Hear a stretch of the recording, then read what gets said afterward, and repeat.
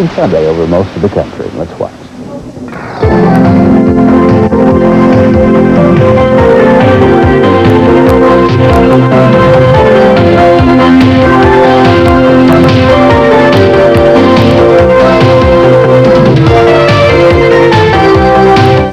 This is CNN, a service of Turner Broadcasting System.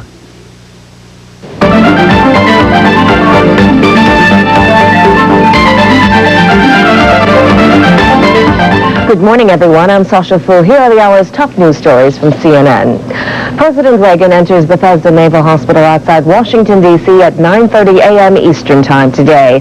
On tap today are a series of tests to check for recurrence of the colon cancer the president first suffered back in 1985. Tomorrow, the president will undergo prostate surgery.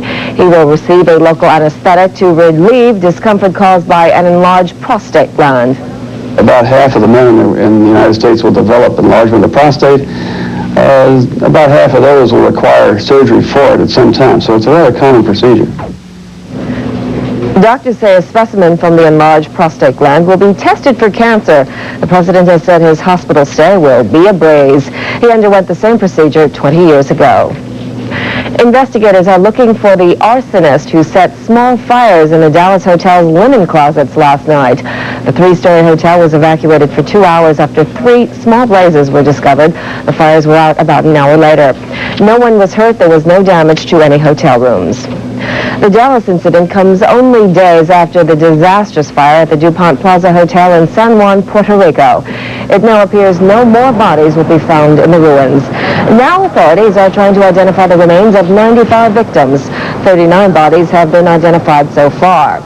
Investigators suspect the blaze on Wednesday was deliberately set in connection with a labor dispute at the hotel. But the governor of Puerto Rico says suspicions also encompass hotel security guards who sided with management.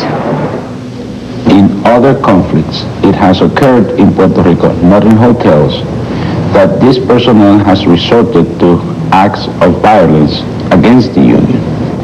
So it is a possibility that is also being investigated here.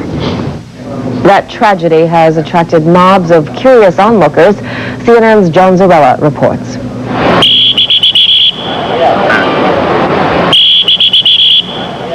Hour after hour, police direct traffic past the burned-out DuPont Plaza Hotel.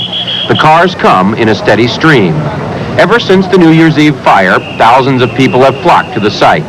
If tragedy is an attraction, this is the biggest one in Puerto Rico. Some come with their babies and children, others with friends. Most come, they say, because this is a national tragedy. The Puerto Ricans in the crowd say it was a favorite place for locals as well as tourists. I really love this building. And we used to come here to the pool, to the beach. My daughter, she learned to swim in the pool, and we had very good times. Nellie De Jesus and her husband had the day off from work. They came to see firsthand what they had witnessed on television. Well, you know when you read the newspaper that what you're going to see, but it's something that the people just like to see by your eyes, you know. All day long, the people crowd behind the police lines. Several rows deep, they just stand or sit and stare at the hotel. There is little to see now. The spectacle of tragedy and disaster is over. The police, not directing traffic, just stand around. In the shadow of the hotel, even members of the press sit and wait.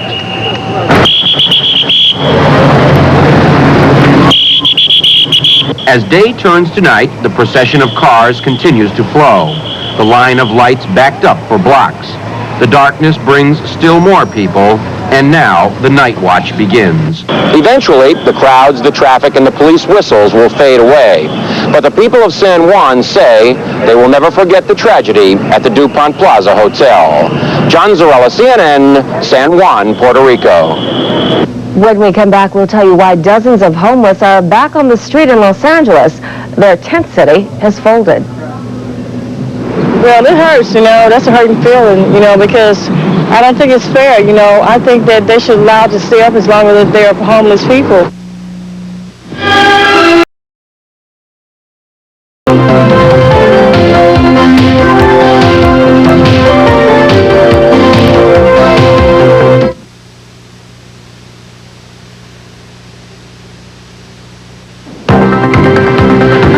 Investigators say they found important pieces of evidence in the tragic Puerto Rican hotel fire that left 95 people dead. And they now confirm a telephone call was received warning of a bomb 2 hours before the explosion. This is Daybreak Sunday on CNN for January 4th, 1987, with Patrick Greenlaw in Atlanta. Good morning. We'll have more on that story in just a moment, but first this. President Reagan enters Bethesda Naval Medical Center in just a few hours. The nation's chief executive will undergo a series of tests today and prostate surgery tomorrow. CNN's Mary Tillotson is standing by live at the White House with more. Mary, good morning. Good morning, Patrick. We can all hope for the president's sake that he is resting comfortably still this morning, because before the day is over and there's bedtime this evening, he is going to be considerably less comfortable. A bit over 2 hours from now, Mr. Reagan will take a short helicopter ride from the White House to Bethesda Naval Hospital in the Maryland suburbs outside Washington. He is scheduled today to undergo a colonoscopy. That's a test that will show his doctors whether there has been any recurrence of the colon cancer for which he underwent surgery a year and a half ago.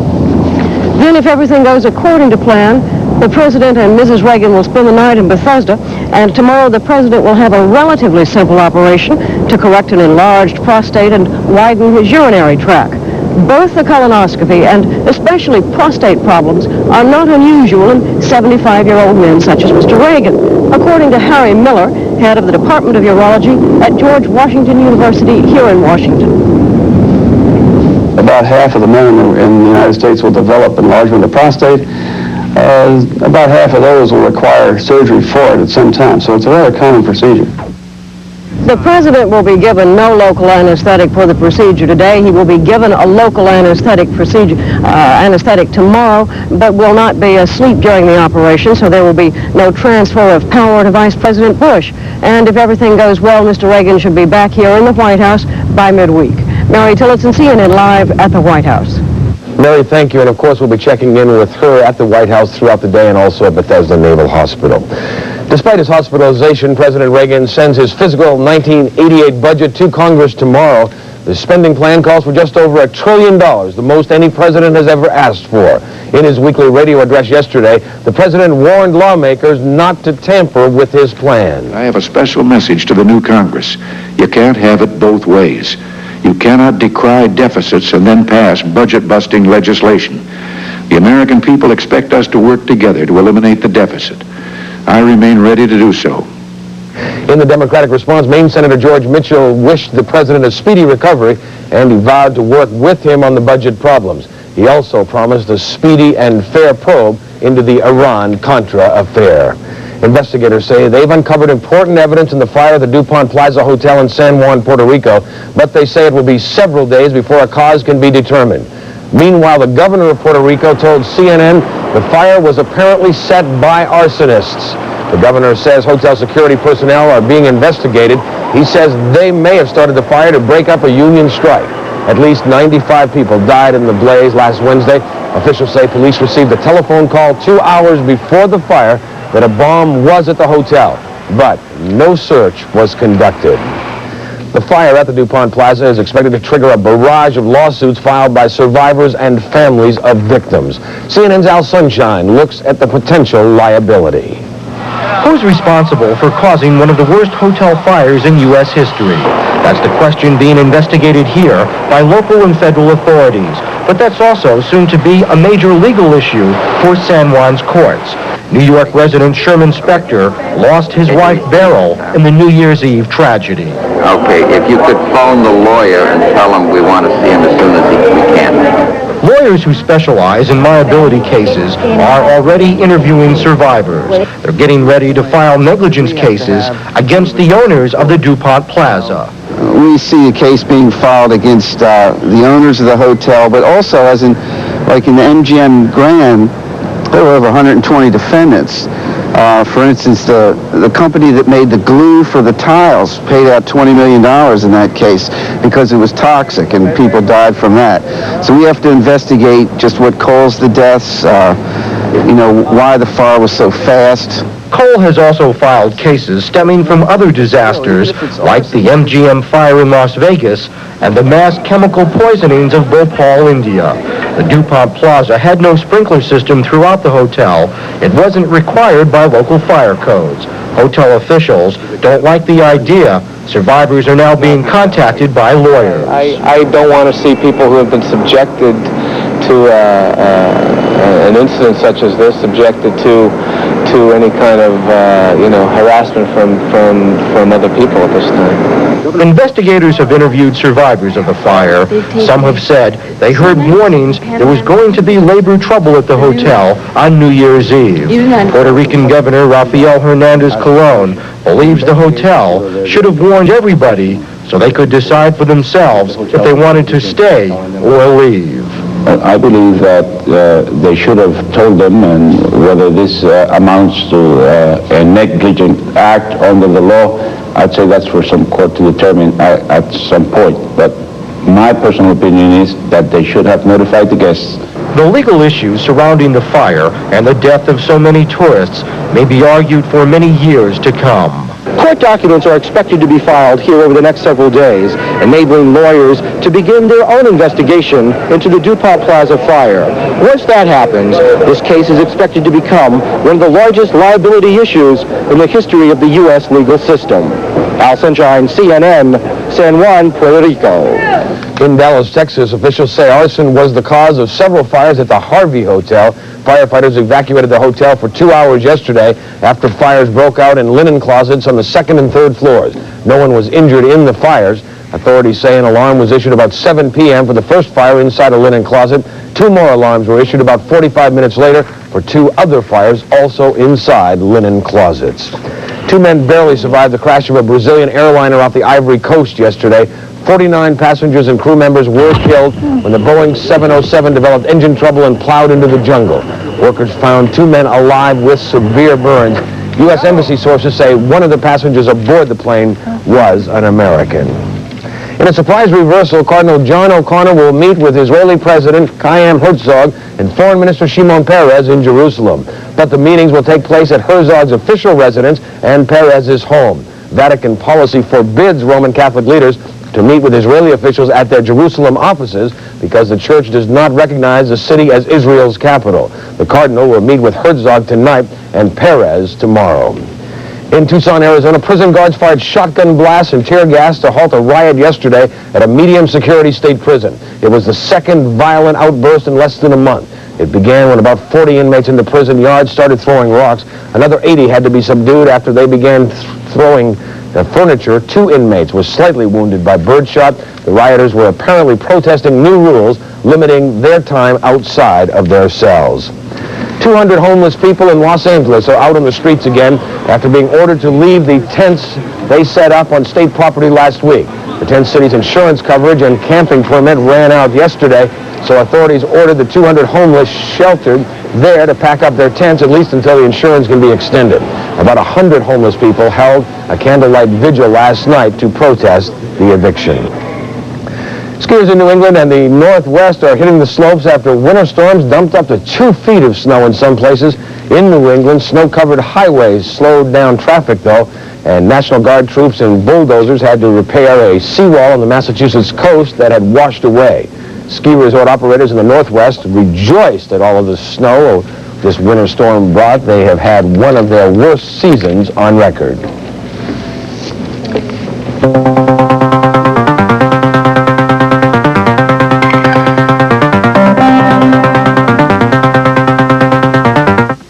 Have you heard the good news?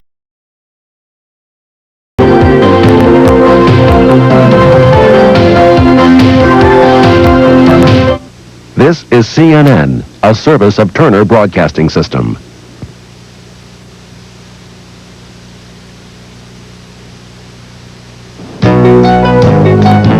Amid the Iran arms controversy and a looming budget battle, President Reagan prepares to enter the hospital for tests and minor surgery. This is Daywatch Sunday on CNN for January 4th, 1987, with Patrick Greenlaw in Atlanta. Good morning. President Reagan leaves the White House in about 20 minutes. He's headed for the Bethesda Naval Medical Center, where he will spend the next several days. CNN's Mary Tillotson is live at the White House with more. Mary? In just a few minutes from now, Mr. Reagan will leave the White House for Bethesda Naval Hospital, and some medical procedures the president has said are kind of a breeze, which is probably an understatement for how unpleasant the next couple of days may be for Mr. Reagan, but at least he has had these procedures before, so he knows something about what he's talking about. The president is scheduled today to undergo a colonoscopy to show whether there has been any recurrence of his colon cancer. White House spokesmen say they know of no symptoms showing that any such recurrence has happened. The exam is just one of the routine preventive checks that Mr. Reagan has had every 6 months since his cancer surgery a year and a half ago, according to his spokesman here. A CAT scan will also be done today to show Mr. Reagan's doctors whether or not the cancer may have spread to other parts of his body. The president and his wife plan to stay overnight at Bethesda. Then tomorrow, Mr. Reagan is scheduled for surgery to correct an enlarged prostate, a procedure not at all unusual in a man the president's age, according to Harry Miller, head of the Department of Urology at George Washington University. For the men in the United States will develop enlargement of the prostate. About half of those will require surgery for it at some time, so it's a rather common procedure. Mr. Reagan, who will be 76 in early February, has had a similar prostate operation about 20 years ago. The president will be awake during all of the test and the surgery tomorrow, so there will be no temporary transfer of presidential power to Vice President Bush. And if everything goes well, Mr. Reagan should be back home in the White House in 3 or 4 days. Mary Tillotson, CNN Live at the White House. Mary, thank you. Officials say a telephone caller told police there was a bomb at the DuPont Plaza Hotel in San Juan, Puerto Rico, 2 hours before the fatal New Year's Eve blaze, but no search was conducted. At least 95 people died in the fire Wednesday. The governor of Puerto Rico says he believes the fire was deliberately set. He says security personnel at the hotel are being questioned, and he says they may have started the fire to break up a union strike. Meanwhile, medical crews continue the task today of trying to identify victims of the fire. For at least 2 Connecticut women, the fire at the DuPont Plaza Hotel was not an entirely new experience. In April 1985, the two say they were victims of a fire there. They were not hurt, but they say the hotel personnel was nonchalant about the blaze. One woman told Ellen Abrams the New Year's Eve fire was a case of deja vu. When Corinne said there was a fire at DuPont Plaza, I wasn't surprised because of what had happened to us. What happened to these 2 Connecticut women is they survived a horrible fire at the DuPont Plaza Hotel. A blaze at the same hotel this week claimed many lives. In April of '85, Corinne Delara and roommate Barbara Zakala awoke to find their hotel hallway filled with thick, choking smoke. We didn't know what to do because we were now on the 7th floor, and there was no way to get off the 7th floor. People were saying, let's go stand out on the balconies, but I figured here the fire alarms didn't work. No one was answering the desk phone. They didn't care about us, so I wasn't going to go stand on any balcony. The 2 women finally made it to the lobby by elevator, but when they got there... We walked up to the register and we said to the person who was at the desk, we said, there's a fire upstairs. And all he did was he looked at us and he said, yes, yes. And he went away like that. But go away. More in your night clothes. Carrying fire extinguishers. Right. And people were all dressed up to go to the discotheque looking at us like we're crazy. When Barbara and Corinne got back home, they embarked on a lengthy letter-writing campaign, but they say they've gotten nowhere. They were so upset by the hotel's seemingly nonchalant attitude, they fired off letters to public officials, hotel management, and their travel agent. The hotel never responded directly, and this week's tragedy has stirred up old anger. I don't know if the manager is the same manager that was there when we were there, but our lives meant nothing to any of them. One woman, we went back to the desk and said, there's a fire upstairs, alert the guests who are still in their room sleeping. And she said, go back to New York and leave us alone. Barbara and Corinne are convinced the blaze they survived was the work of an arsonist. And though the cause of this latest fire has yet to be determined, at least 2 Connecticut residents are horrified but not surprised. Ellen Abrams, CNN, Madison, Connecticut. The Pentagon says an Air Force C-141 will leave Charleston, South Carolina today en route to San Juan. There, the plane will pick up some of the injured from the hotel fire and airlift them to New Haven, Connecticut for treatment at the Yale Burns Center. A Dallas hotel was evacuated for 2 hours last night after small fires were discovered in several linen closets. No one was... 4,000. We're waiting for your call. This is CNN, a service of Turner Broadcasting System. Good afternoon, I'm Steve Schatz with a look at the hour's top stories. There has been a train wreck outside Baltimore, and initial reports say as many as 200 people may be injured. Emergency rescue crews are now on the scene in Chase, Maryland, working to help the injured, many of whom are still trapped inside the train. There are conflicting reports on how the Amtrak passenger train derailed. A Baltimore County police spokesman says the passenger train called the Colonial smashed into 3 diesel locomotives. There may also have been an explosion. Once again, rescue crews are now on the scene in Chase, Maryland, where as many as 200 people may have been injured after an Amtrak train crash. CNN will keep you updated on this breaking story throughout the day. That deadly New Year's Eve hotel blaze in Puerto Rico was definitely arson. That's according to Puerto Rico's top law enforcement officials. But the U.S. Protectorate's Justice Minister says it is too early to determine if explosives were used. At a just-concluded news conference in San Juan, he declined to elaborate on whether the investigation has focused on any particular group or suspect. A number of reports have suggested the Teamsters Union might have had motivation to set the fire. The death toll from the blaze now stands at 96. The latest victim died last night.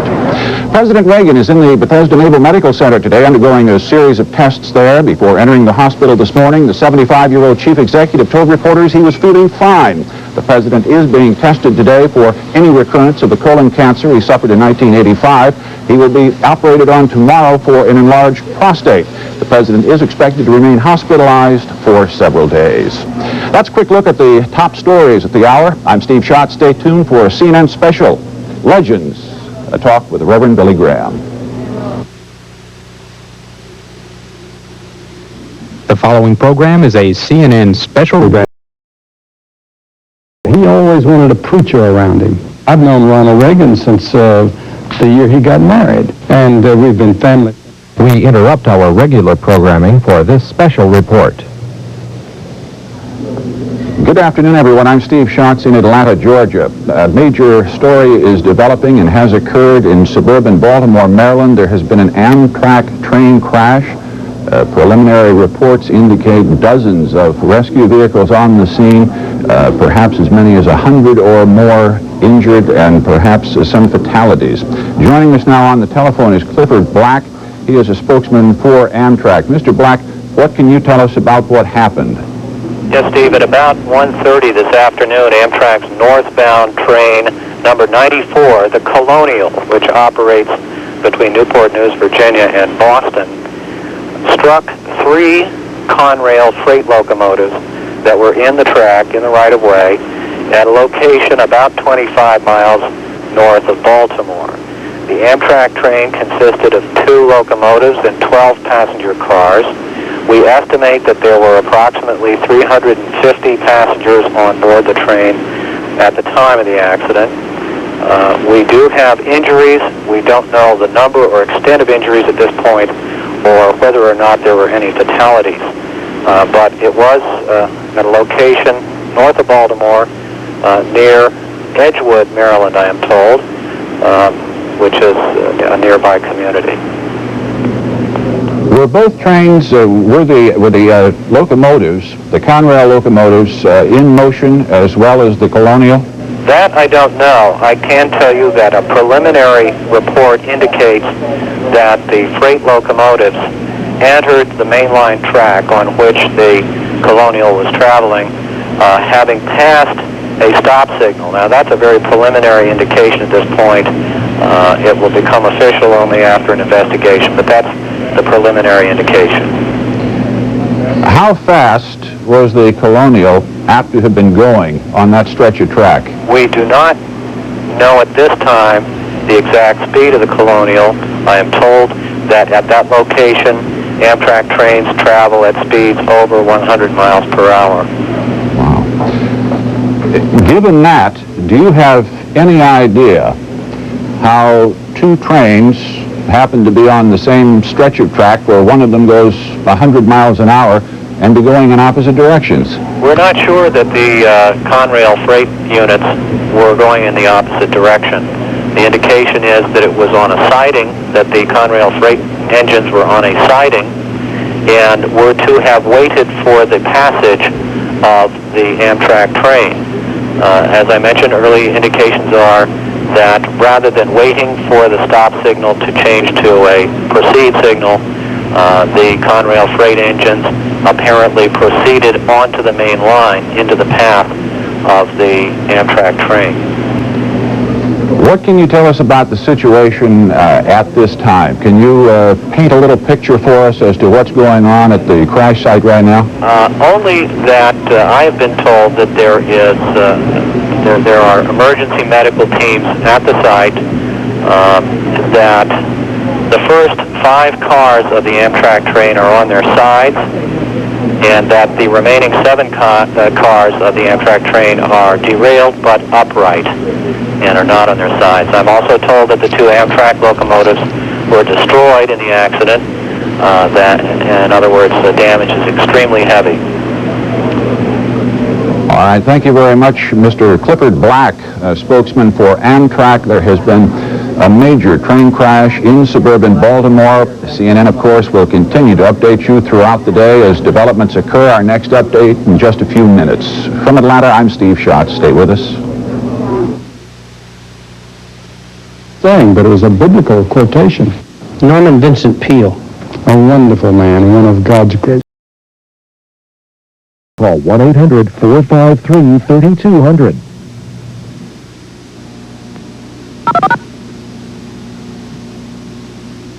This is CNN, a service of Turner Broadcasting System.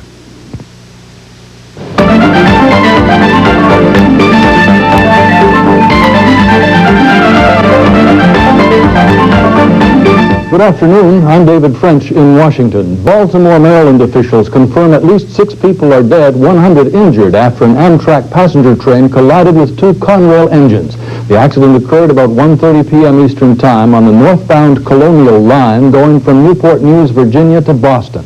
Let's go now to Chief Ralph Nelson of the Chase, Maryland Volunteer Fire Department, who's standing by live to fill us in. Chief Nelson, what can you tell us about the fatalities first? Okay, all we know here is the numbers right now, that there are 6 fatalities. We do have 100 people at least who have been injured.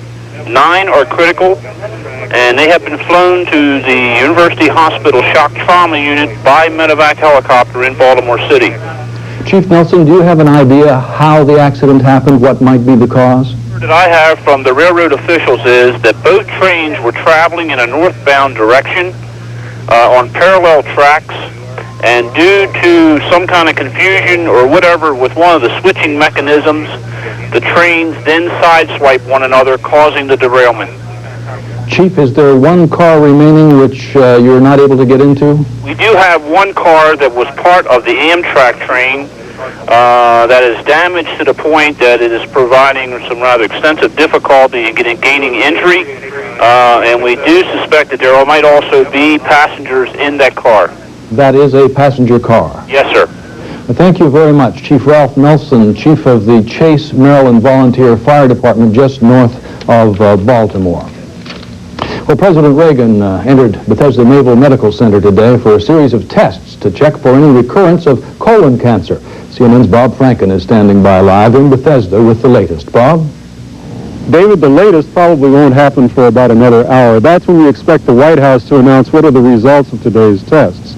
The last official word we had on the president came at his arrival this morning about 9:30 when President and Mrs. Reagan arrived by helicopter at Bethesda Naval Hospital. Smiling and waving, they were quickly transported into the hospital for 2 medical procedures today. The first, the colonoscopy. That is a look into the colon to see if there's been any recurrence of the colon cancer that was removed in 1985. What followed then, according to the schedule, was a CAT scan. That was to check to see if any cancer had moved to the liver or any of the surrounding organs of the colon. Now, assuming that everything turns out all right, the president will overnight at the hospital with Mrs. Reagan. Then tomorrow, he will have the operation which will correct an enlarged prostate, which is primarily the reason that he came to the hospital in the first place.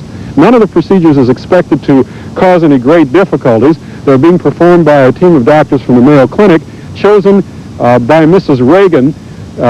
She has gone to some private physicians from the military ones, partially, we're told, because she was unhappy with the extensive publicity over previous medical treatment of the president. There certainly has not been extensive publicity so far. There's been very little information. As I said, we're hoping for results of the president's tests released by the White House within the next hour.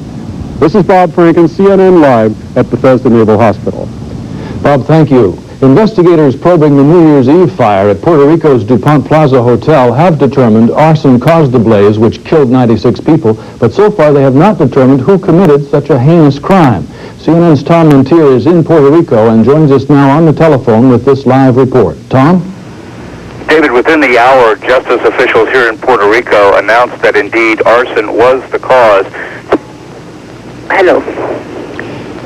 Yes, please continue with the phone call. Hello? Yes, operator, please put Mr. Mintier back on the line. We apparently have lost that telephone connection, and we apologize for that. We'll get back to Tom when we can. An Air Force jet equipped for medical evacuation flew to Puerto Rico today to transfer at least 19 of those fire victims to hospitals in Connecticut and New Jersey. A Connecticut congressman got White House permission to use the Air Force plane so that the burn victims could be cared for closer to home. New York Cardinal John O'Connor angered Israelis when he canceled meetings with top leaders in Jerusalem on Friday. There's been a surprise turnabout in Israel. We'll have the full report just ahead.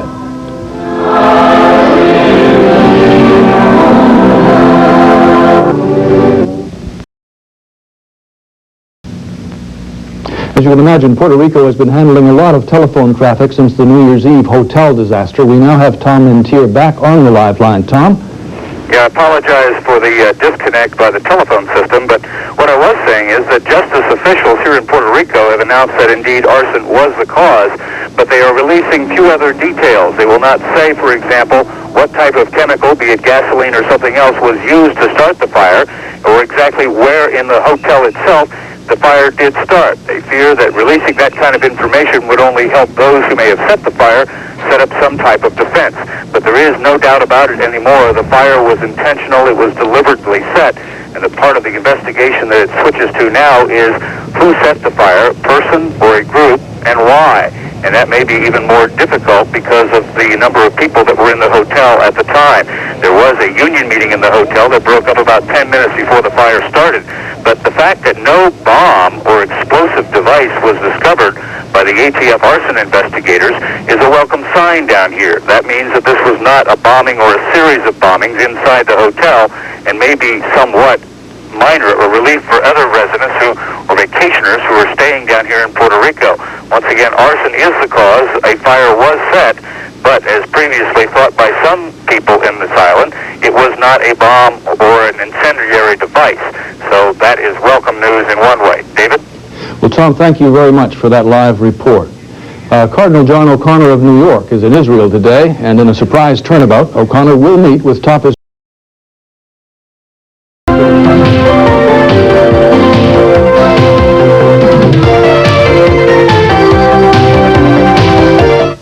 This is CNN, a service of Turner Broadcasting System. President Reagan today had what doctors call 4 benign-appearing polyps removed from his colon. Final word on the polyps will come tomorrow, but doctors say other tests were normal, including a cardiovascular examination, a stress test, and chest x-rays. Mr. Reagan reportedly feels good, and we will have a live report. Welcome to Newswatch Sunday. I'm David French in Washington. And good afternoon from Atlanta. I'm Rick Moore. More on the president later, but topping our report, emergency crews are now on the scene of a train collision north of Baltimore that has left at least 8 people dead and more than 100 others injured. The collision occurred a few hours ago when a northbound Amtrak train struck 3 Conrail locomotives. Helicopters are now transporting the most seriously injured to area hospitals. Officials say one of the cars was so badly crushed that they haven't been able to get inside it yet. The Amtrak train was carrying about 350 passengers on the popular Colonial route from Washington to Boston when the crash occurred.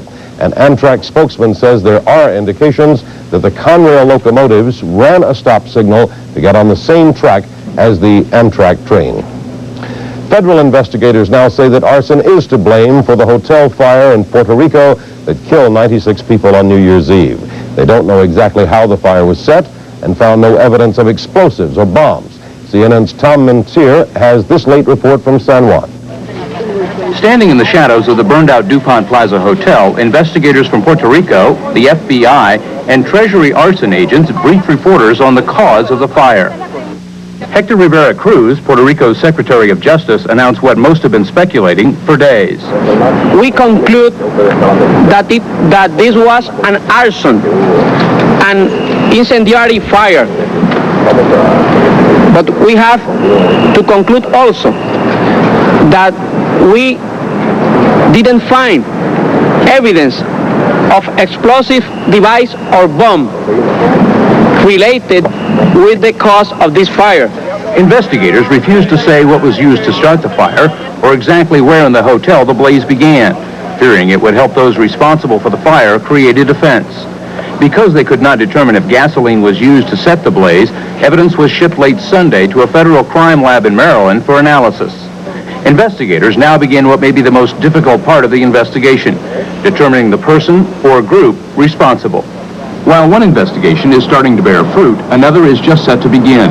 The actions of the San Juan Police Department on the day of the fire are now in question. Some officials are charging the police were negligent in their handling of a bomb threat called in just before the fire.